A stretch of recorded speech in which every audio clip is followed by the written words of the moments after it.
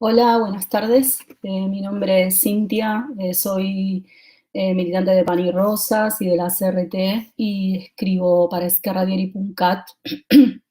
Y bueno, quería en primer lugar agradecer a RAN por haberme invitado a vuestro ciclo de charlas de la Esquerra, en el que hoy hablaremos sobre la situación de las mujeres trabajadoras en primera línea y la relación entre el patriarcado, capitalismo, género y clase en tiempos de coronavirus, ¿no? Si antes las trabajadoras aquí y en el mundo han estado en primera línea luchando y autoorganizándose contra la precariedad laboral, contra la explotación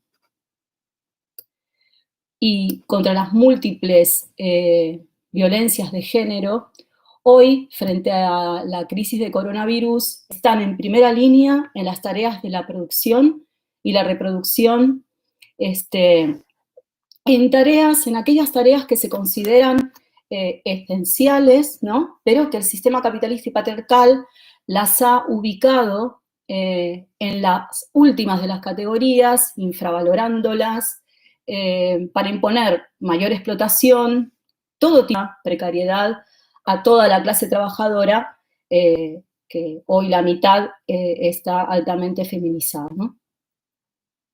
Entonces, si hoy en el Estado español ya hay, producto de la crisis desde el mes de marzo, más de 1 millón de despidos y 3,5 millones de suspensiones y unas previsiones de caída de la economía del 8% para este año, es decir, la peor cifra desde la guerra civil, la situación futura, nos abre muchos debates y muchas reflexiones a nivel estratégico que quería al menos dibujar o dejar planteadas, ¿no? En el libro Patriarcado y Capitalismo, voy a hacer un poco de propaganda, Género, Clase y Diversidad, del que soy coautora junto con Josefina Martínez, una compañera también militante de Pan y Rosas y la CRT, y además escribe en izquierdadiario.es, aquí os muestro el libro para que lo leáis. Hemos dedicado varios capítulos a explicar, ¿no?, cómo las transformaciones en el capitalismo llevaron a una feminización del trabajo exponencial, tal que el 40% del empleo global está compuesto por mujeres y en el Estado español el 47%. Este crecimiento, y esto lo intentamos estudiar y volcar en el libro, de la fuerza asalariada femenina, vino acompañada del empeoramiento de las condiciones de trabajo signadas por la fragmentación y división interna en múltiples categorías de la clase trabajadora, ¿no? Entonces, llegado el siglo XXI, a pesar de los avances en derechos políticos, civiles y democráticos que han logrado las mujeres producto de luchas históricas, ¿no?, del conjunto del movimiento de mujeres y feministas, a pesar de esos avances, es en el terreno laboral donde más se ha ido incrementando las desigualdades de género, ¿no? Estas desigualdades, por ejemplo, como la brecha salarial, que a nivel mundial es del 19%, están basadas, dichas brechas, en un aumento de la explotación y también de la precariedad laboral en los sectores más feminizados. Voy a dar algunos datos que están en el libro y que hoy se actualizan, que es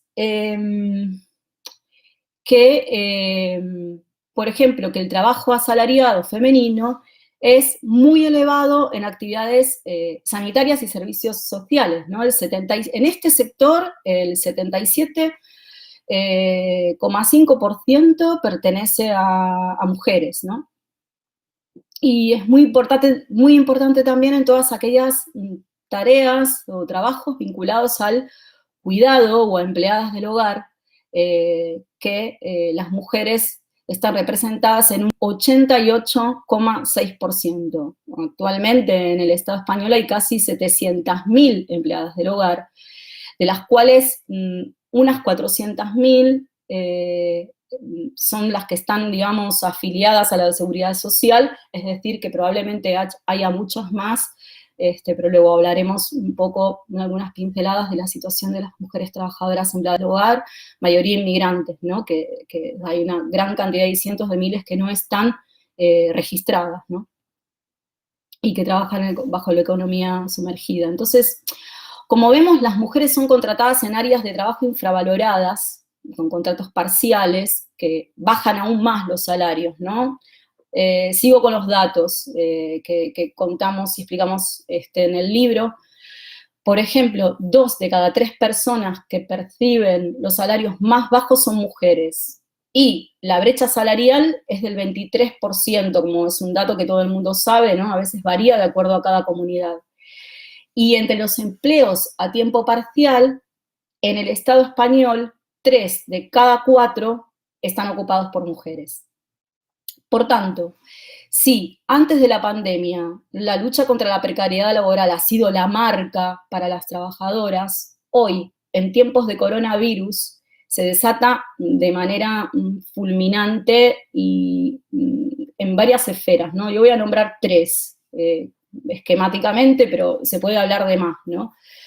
Pero globalmente quiero hablar primero de cómo está afectando a los sectores considerados no esenciales, ¿no? Que es los despidos masivos, ya ni hablar de ERTES, que también, ¿no? Pero los despidos masivos en sectores sin contratos o de contratos de obra y servicio, en los cuales las mujeres están representadísimas, ¿no? Y que por tanto no están cobrando, no llegan a cobrar ningún tipo de prestación, además de los miles de ERTES. Otra esfera es en la explotación en los sectores esenciales altamente feminizados, que también que me parece que es otra esfera importante de cómo cruje esta crisis. Y el tercero es las tareas de cuidado, ¿no? Como crujen también esas tareas en todas sus contradicciones. Hablando de la primera esfera, algunos ejemplos nada más, porque esto se está denunciando muchísimo y lo estamos denunciando mucho en los medios, que es, por ejemplo, el caso de las Kellys, ¿no?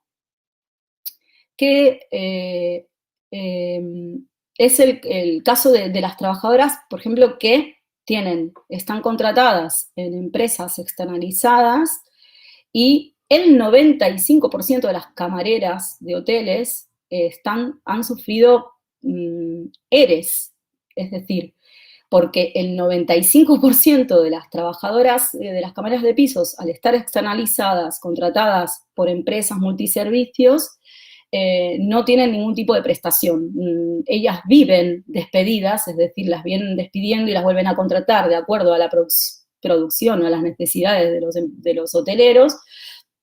Por tanto, gastan el paro permanentemente y entonces ahora muchas están despedidas sin prestación, están en situación, como ellas mismas denuncian, como denuncian las trabajadoras, en situación de pobreza absoluta, ¿no? Sin cobrar nada. El caso también, o el caso de las empleadas del hogar.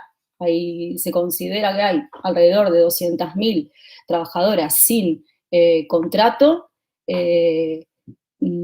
por tanto, tampoco tienen derecho a ninguna prestación. Ya hemos visto cómo colectivos de trabajadoras e inmigrantes, además porque son mayoría inmigrantes, han cuestionado y criticado muchísimo las medidas de este gobierno que se dice progresista, ¿no? Del PSOE y Unidas Podemos, que ha planteado medidas totalmente insuficientes, totalmente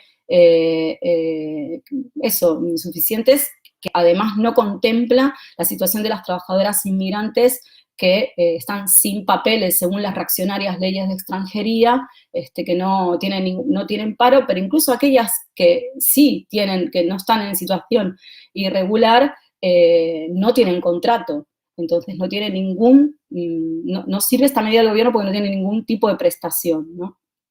y es lo que exigen, en realidad es la derogación de la ley de extranjería, ¿no? Como primer, bueno, ya habéis visto la última campaña de regularización ya, porque es que no hay otra manera de poder resolver el grave problema laboral y de situación de economía sumergida en la que se encuentran estas mujeres, ¿no? Y que de hecho, muchas de ellas han quedado sin, bueno, ya veremos esto cómo cruje también en la cuestión de las tareas de cuidado, ¿no? El segundo aspecto, que es la exposición brutal en la que se encuentran las trabajadoras que están en las tareas esenciales de la producción, en dos niveles, ¿no? En un nivel, hay dos niveles de exposición, hay uno que es obviamente el que más se denuncia, es el que está directamente, las que están expuestas al contagio directamente, y que no tiene absolutamente, bueno, y que como vimos las empresas no les han garantizado desde el primer día de la pandemia ningún tipo de protección eficiente, eficaz, vemos, cualquiera de nosotros cuando va a un supermercado vio los primeros días que las trabajadoras cajeras del supermercado no tenían mascarillas, no tenían ningún tipo en las condiciones en las que están trabajando las trabajadoras sanitarias, las trabajadoras de la limpieza de hospitales, etcétera, ¿no? Y por otro lado también a lo que están muy expuestas es a las condiciones laborales. La mayoría tienen jornadas extenuantes, tal como denuncian ellas mismas, en sectores que además también son altamente feminizados, y aquí voy a dar más datos. No voy a aburrir mucho con los datos, pero para que puedan darse una visión de la composición, ¿no? De estos sectores. Las mujeres que están en las tareas esenciales, ¿no?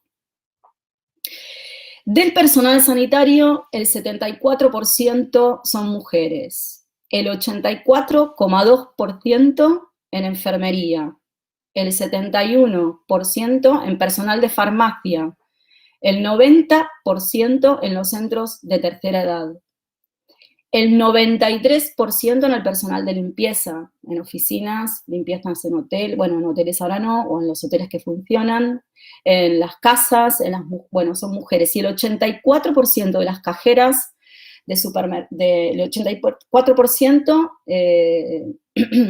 de las cajeras de supermercados son mujeres.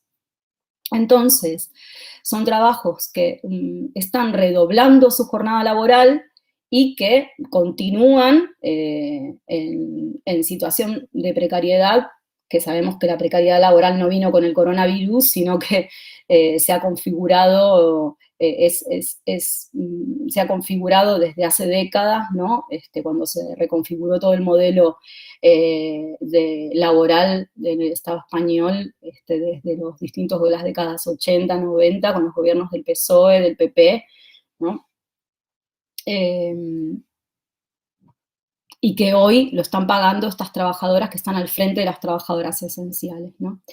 Y luego está digamos, lo que sería la tercera esfera que también, digamos, está crujiendo de manera dramática, que es la esfera de lo que se dice la feminización de los cuidados, ¿no? Y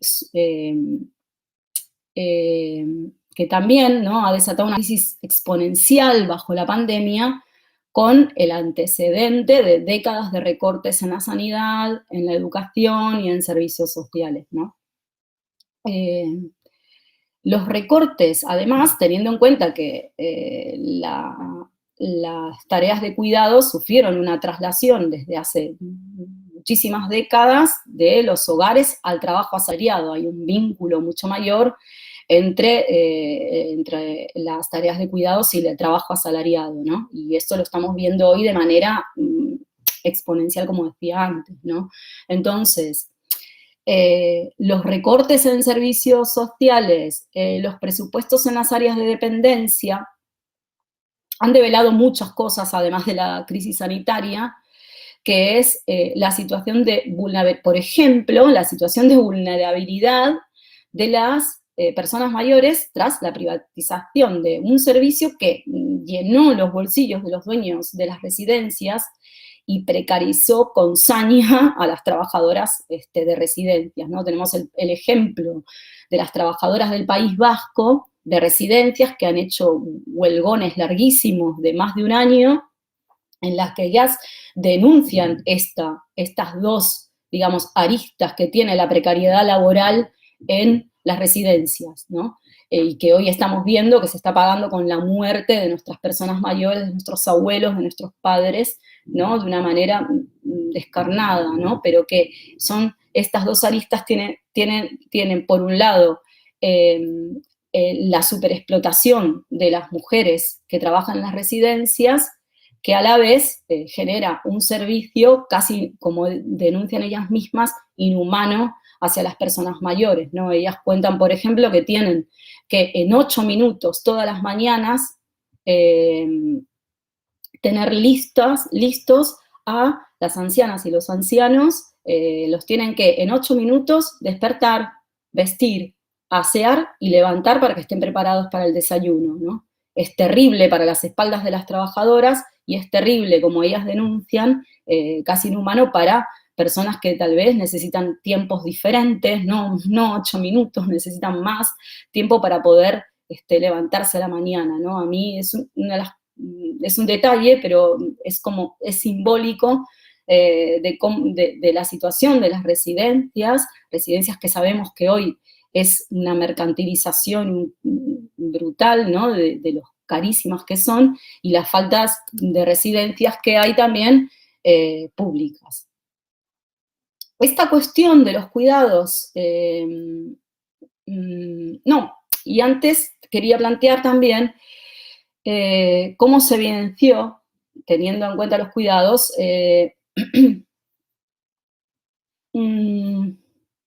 la situación, como decía antes, de las empleadas del hogar, ¿no? Que son mayoría inmigrantes, que ya no pueden ir a limpiar, ni a cuidar niños, ni a personas mayores en las casas en los hogares donde ellas trabajaban de esto, esa traslación de las tareas del hogar al trabajo asalariado, el origen está esencialmente en los recortes, ¿no? Que ha habido en la ley de dependencia, en los cuidados de los niños, etcétera, donde otros sectores de trabajadoras tienen que trasladar sus tareas, que después la vuelven a cubrir, ¿no? Esa doble carga, a lo que se llama la cadena global de cuidados, ¿no? Que está sobre todo sostenida en las mujeres que son migrantes, ¿no? Y esta cadena global de cuidados se está se está rompiendo, se está entrando en una crisis muy grande ahora durante la pandemia, donde hay miles de mujeres que se quedan, de un día para el otro se han quedado, a partir del confinamiento, sin poder trabajar. Ya ni hablar de la situación de las trabajadoras internas. Nuestras compañeras de Pan y Rosas, inmigrantes, nos cuentan que las trabajadoras internas dicen que, bueno, que si bien siempre se sintieron en situación de confinamiento, ahora es aún peor, ¿no? O sea, ni sus tiempos de descanso pueden salir y viven prácticamente como esclavas, ¿no? Y otra cuestión de los cuidados a tener en cuenta que sufren la mayoría de las trabajadoras con el teletrabajo, ¿no? Se produce una fusión, la doble carga se fusiona en el mismo espacio y tiempo, ¿no? O sea, las trabajadoras tienen que trabajar en su casa mientras cuidan de los niños, ¿no? Y los niños además tienen que hacer tareas de las escuelas, etcétera, y realmente está haciendo insoportable la vida de las familias trabajadoras, ¿no? O sea, la doble carga, además, esta doble carga en tiempos de COVID está evidenciando un problema estructural de los cuidados, que es la falta de educación gratuita infantil de 0 a 3 años, ¿no? Como muchas cuestiones más, pero digo, para poner sobre la mesa algunas cuestiones que no vienen de ahora, que no vienen del COVID, ¿no? Y también develó que bajo este sistema capitalista, todas estas tareas de cuidados tan infravaloradas son muy necesarias para la reproducción de la fuerza de trabajo y que además son un sostén fundamental de la crisis, un sostén fundamental de la producción del capital. Entonces, no quiero debatir esto hoy, no es mi intención, pero sí que hubo muchos debates alrededor de teorías que también buscan analizar las esferas reproducción-producción como sistemas separados, ¿no? Lo cual pasa por alto esto que explicaba antes, ¿no? De la existencia de vínculos cada vez más directos entre el trabajo del hogar y la explotación laboral. Y que además las tareas de cuidados no pertenecen exclusivamente a una esfera privada, ¿no? Cuestión que está expresando en plena pandemia, cuando se está expresando en plena pandemia, cuando los trabajos asalariados, como decía antes, vinculados a los cuidados, también se están haciendo insoportables para las trabajadoras. Y para aquellas trabajadoras que tienen que soportar la doble carga trabajando, bueno, con teletrabajo, ¿no?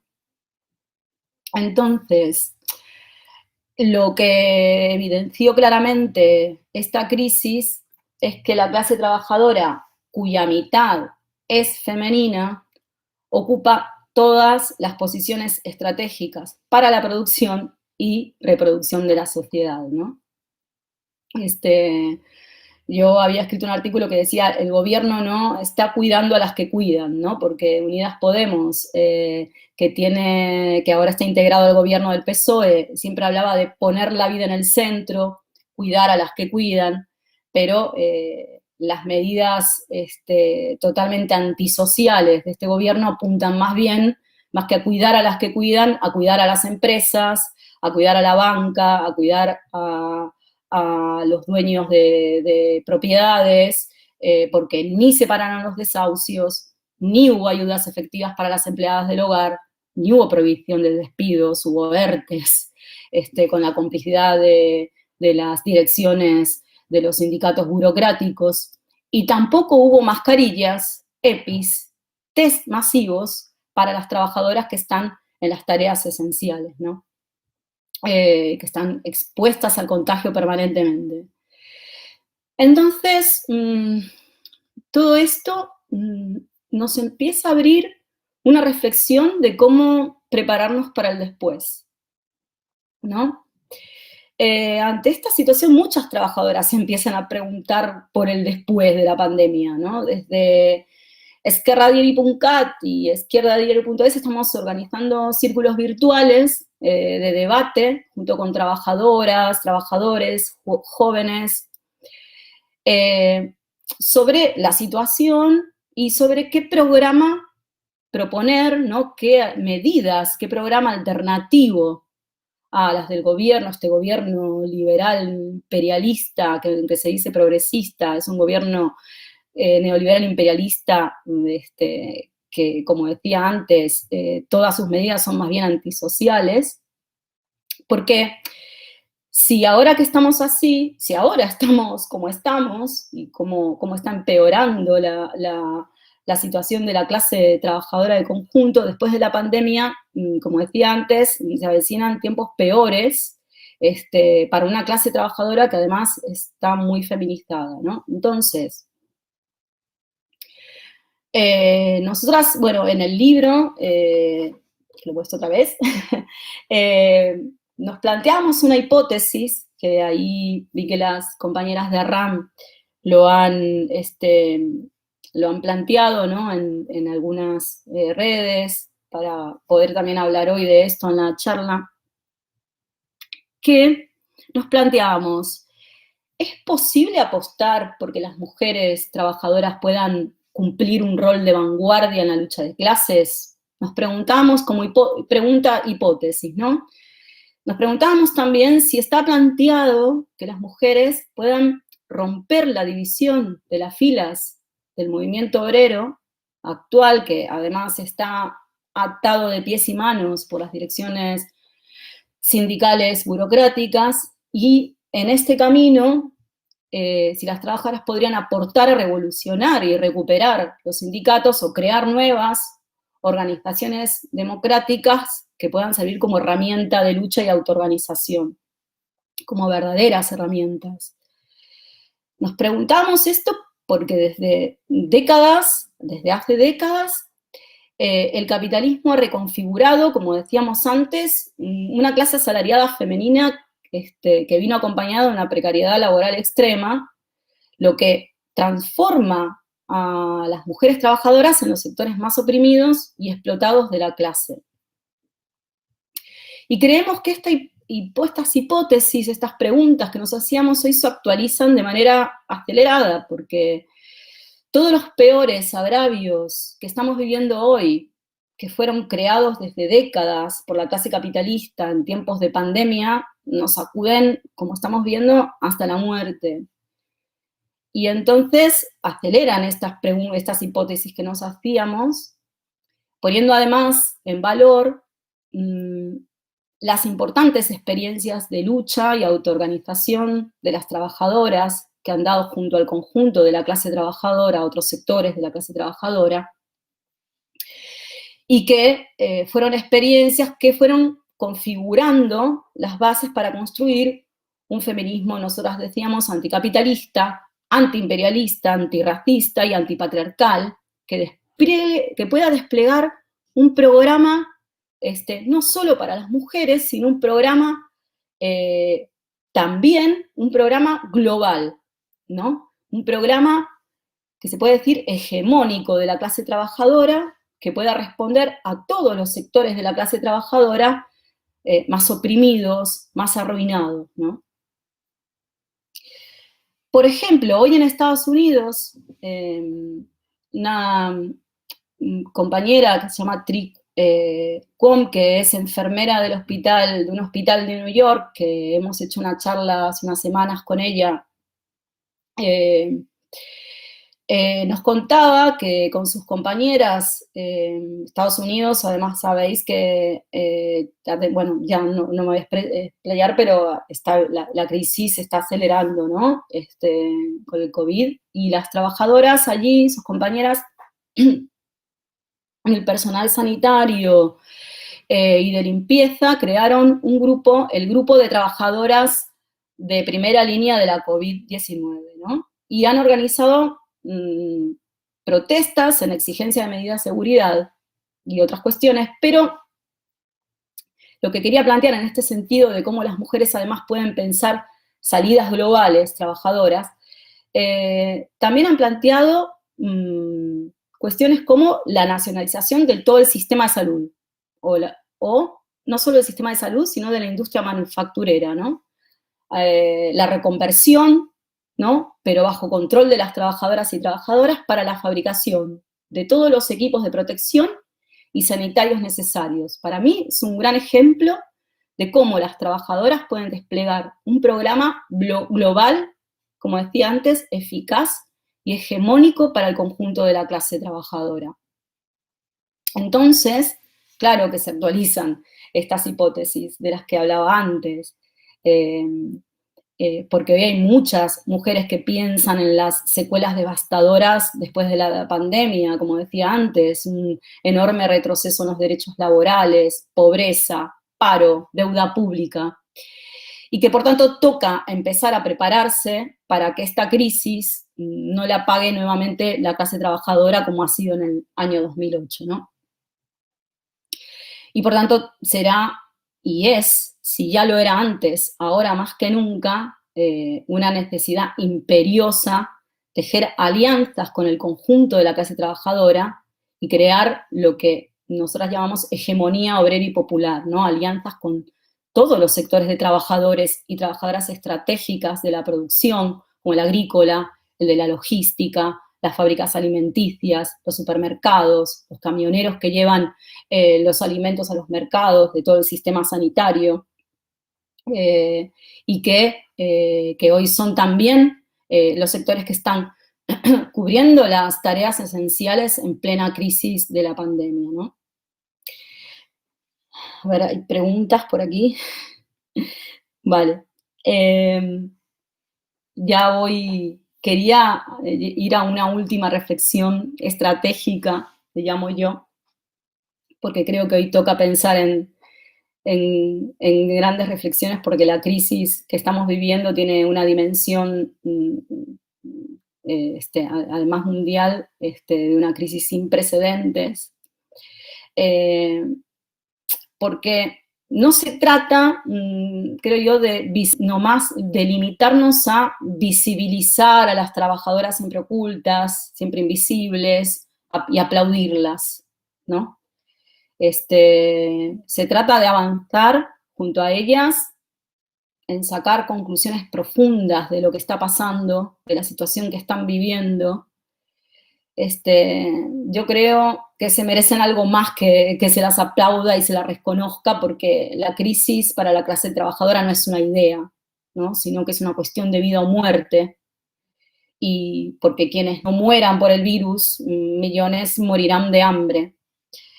Se trata entonces de, creo yo, de reflexionar qué programa le oponemos al programa de los partidos capitalistas y sus gobiernos. Un programa que pueda plantear una salida real, efectiva, como decía antes, global, a las diferentes crisis y a las demandas, los distintos sectores del pueblo trabajador, de la clase trabajadora, para además combatir la división que nos han impuesto desde décadas, con, repito, la complicidad de la burocracia sindical.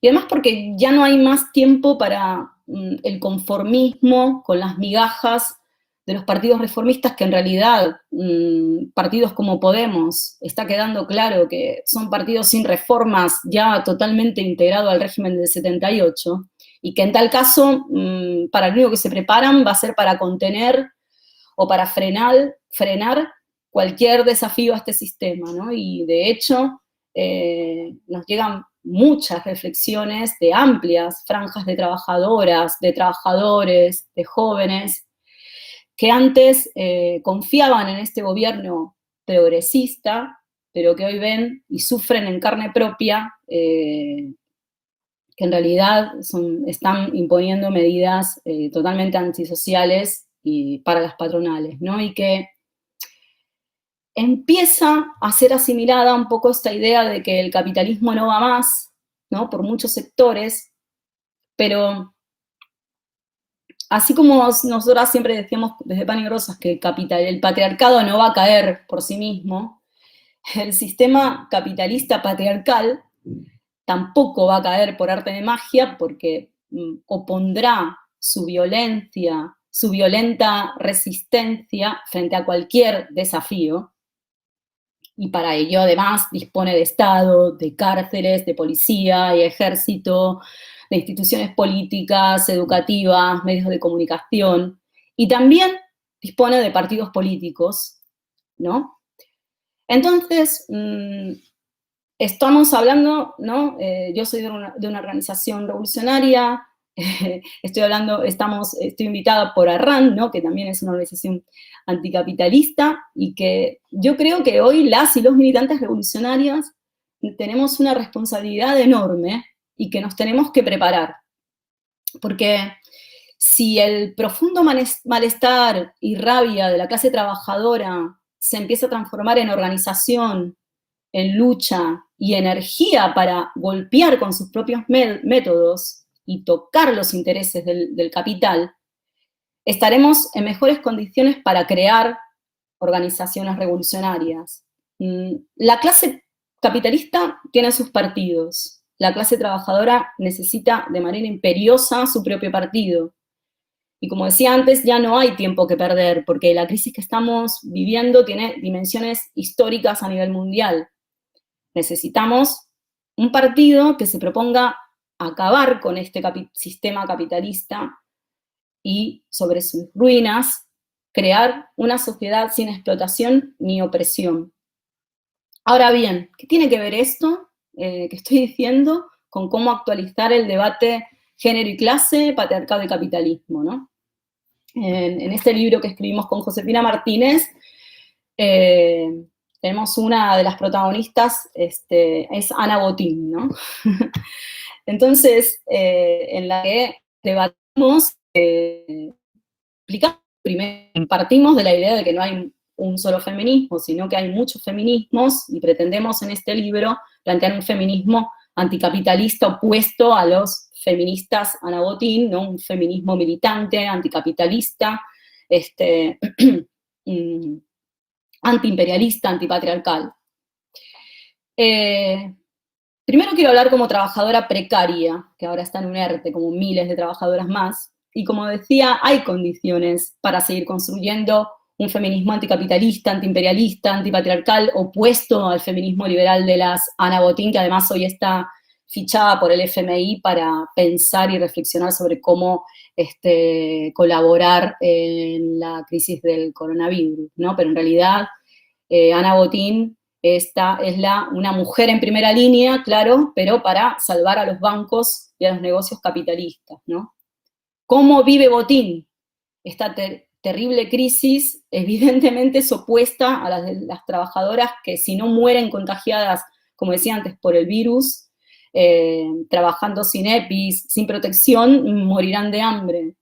Y seguramente los ancianos de las familias ricas nunca se les negará un respirador. Pero también quiero hablar como militante revolucionaria, sabiendo que no acabaremos con el sistema capitalista patriarcal si no destruimos este sistema desde sus cimientos, y que para eso debemos prepararnos, como decía antes, construyendo una organización para la clase trabajadora, una organización revolucionaria. Cuestión que también necesitamos debatir, además de qué feminismo, qué partido y para qué estrategias debemos construir. Y lo digo porque estoy invitada a una charla de una organización anticapitalista y yo pertenezco a otra, a la CRT, y creo que también nos merecemos debatir, entre otras cuestiones de estrategias fundamentales para el movimiento feminista, estas cuestiones, ¿no?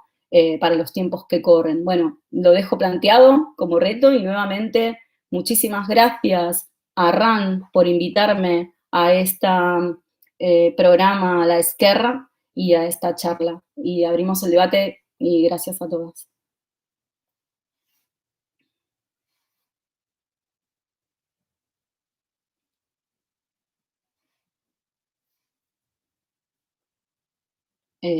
Voy a ver preguntas.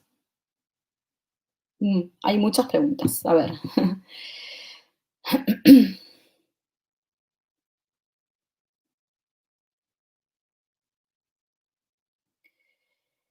Vale. No sé por dónde empezar. A ver, hay una es qué rol podemos jugar que pueden jugar las, un segundo, que no me llevo muy bien con esto. ¿Qué podemos jugar? ¿Qué papel pueden jugar las redes de soporte mutuo que están haciendo para la socialización de las tareas reproductivas? ¿Qué papel podemos jugar la comunidad en contra de la individualidad capitalista en estas tascas? Yo primero, bueno, aclaro que estoy hablando en castellano porque hay muchas trabajadoras que están escuchando ahora, las Kellys, trabajadoras empleadas del hogar, trabajadoras inmigrantes, compañeras de Madrid. Voy a responder en castellano, ¿no? Pero las redes bueno, se están generando cualquier cantidad de redes de autoorganización, por ejemplo, los trabajadores manteros, inmigrantes que han estado, organizando recolección de comida para las personas, bueno, eso lo han hecho las redes de diferentes colectivos de inmigrantes, también. Pero los trabajadores manteros han confeccionado mascarillas, hay cualquier cantidad pero acá me está preguntando especialmente sobre la socialización de las tareas reproductivas. Yo creo que nosotras tenemos que pensar que las tareas, las demandas que tenemos respecto a la socialización de las tareas productivas, reproductivas, no tienen que separarse, o más bien tienen que estar ligadas a las demandas de las trabajadoras, ¿no? Durante el movimiento, la emergencia del movimiento feminista, las trabajadoras han tenido un rol muy importante y han visibilizado esta situación de doble carga y han planteado muchas reivindicaciones que, como decía antes, tocan los intereses de los capitalistas. Y esta es una, ¿no? La socialización de las tareas de cuidado eh, eh, se ha planteado bajo consignas como esto, ¿no? Bueno, guarderías gratuitas, antes se decía, después se corrigió, pero ahora se dice educación infantil de 0 a 3 años, por ejemplo, ¿no? Y que esto me parece que es muy importante plantearlo más que nunca y además justamente hoy se evidencia como un problema gravísimo, ¿no? Luego, què papel han de fer els sindicats para poder incluir todos estos sectores feminizados que no participan? Bueno, yo creo que hoy los sindicatos de izquierda alternativos, los que estamos organizados en los sindicatos combativos y organizadas, tenemos también una responsabilidad muy grande. Por ejemplo, hoy es, y que se está haciendo tal vez de manera un poco disgregada, ¿no? Pero que es importante para mí esto que decía antes de prepararnos para el después. Es decir, prepararnos, e incluso en los sectores, en las fábricas, donde hoy sí que se está trabajando en sectores no esenciales, como por ejemplo las fábricas del automóvil, etcétera, plantear medidas, por ejemplo, de reconversión industrial, como planteaba antes, pero controlada por los sectores de trabajadoras y de trabajadores, ¿no? No por la patronal. Por ejemplo, en SEAT se había empezado a construir, se había empezado a producir respiradores porque los trabajadores lo pidieron y después la empresa lo dejó de hacer, me dijeron ayer. O sea que entonces ahora los trabajadores están denunciando esa situación, es decir, que no van a ser la propia patronal que va a reconvertir la industria para los intereses de la clase trabajadora o para la sanidad, para resolver la crisis sanitaria. Esto solo se puede lograr si se hace bajo control y gestión de la clase trabajadora. Entonces eso, por ejemplo, es una de las tareas que se puede plantear hoy los sindicatos actualmente, ¿no? Que es lo único que se puede hacer para la acción en este momento, aunque igualmente también se puede parar la producción con estas reivindicaciones, ¿no? Ya vimos que hubo huelgas en algunos lugares de Italia al principio de la pandemia, aquí también en algunos sectores, en algunas fábricas, digamos, para plantear reivindicaciones que puedan que no sean, que además que sean contra el paro, contra los despidos, etcétera, planteen una salida más global a la crisis que se está viendo, ¿no? Creo que hay un reto muy importante desde este punto de vista de los sindicatos de izquierda y sobre todo esto que decía antes también de cómo empezar a prepararse para el después. No sé si ya, no sé si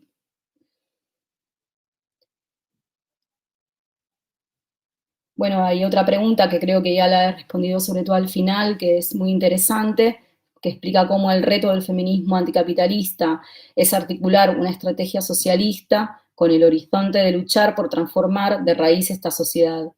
Está citando el libro, ¿no? Una estrategia que necesariamente tiene que ir más allá del feminismo al proponerse unir a todas las capas oprimidas de la sociedad contra el capitalismo, ¿no? Y yo creo que esta apuesta estratégica es lo que tenemos que debatir en un nivel más global, no, digamos, partiendo de construir otro feminismo, pero que tenemos que pensar, que es lo que planteé antes, ¿no? Que es la construcción de organizaciones revolucionarias, ¿no? Y creo que ahí es un debate que también excede un poco esta charla, pero que se puede pensar en otro espacio, ¿no? Y no sé, estas son más o menos las preguntas que había.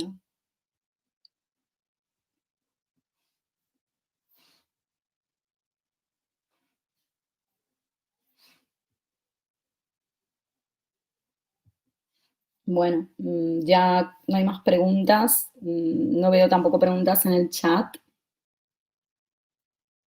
Hay saludos de las trabajadoras inmigrantes de Pan y Rosas, las compañeras de la CRT y, y bueno, creo que se puede dar por finalizada la charla. Y bueno, muchísimas gracias.